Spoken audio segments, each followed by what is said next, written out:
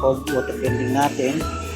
So pwede ihulog dito ang piso, 5, 10. Ito subukan natin ngayon ang 5 ay piso ito sa cellophane. Yan po ang makuha ng piso.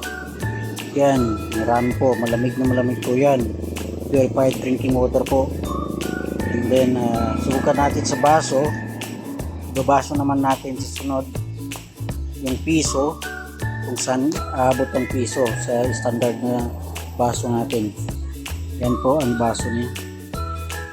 Lugan na po. Yan po ang automatic tubig machine natin. Ito yung cold water bending machine. Purified drinking water po yan. Pwede piso, 5, 10. So ito naman ay kalahati dito yata yung piso o sobra sa kalahati. So 5 naman subukan natin. Ito ihulog natin ng 5 para sa lagayan na to.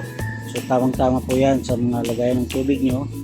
Ito yung 5 kung saan aabot gaano kadami ang laman ng makuha ng 5 inumin.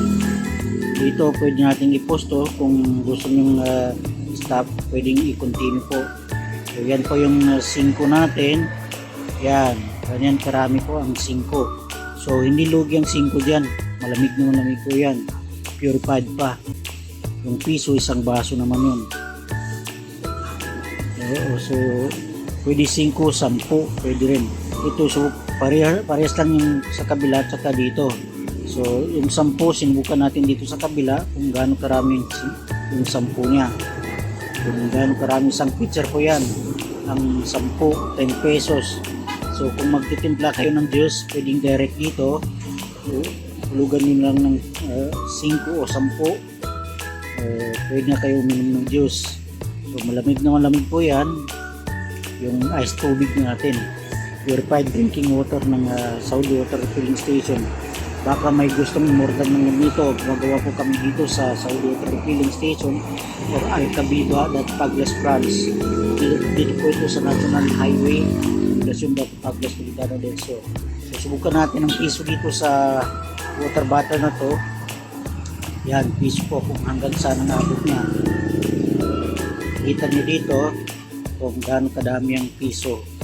Yung piso ngayon wala nang halaga yan. So dito malamig na tubig, mapaninguhaw mo.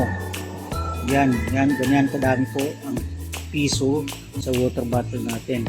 Piso lang po yan. So ibig sabihin kung dos ang iulog mo, mapuno po yung isang 350 ml. So ang 5 mapuno niya 1 litro. May sobra pa yun ng konti, pero pwede nyo naman ipos yan.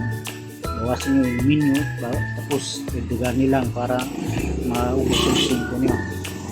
So yan po ang ating water bending machine dito sa Saudi Water Refilling Station or Alcabiba Paglas branch. Yan po, dito ulit dyan. Baka may gustong umorder, pwede po kayo umorder sa amin ng ganitong machine. So PM nyo lang ang page namin dito sa Saudi Water Filling Station or Alcabiba Paglas branch, National Highway Poblacion Paglas.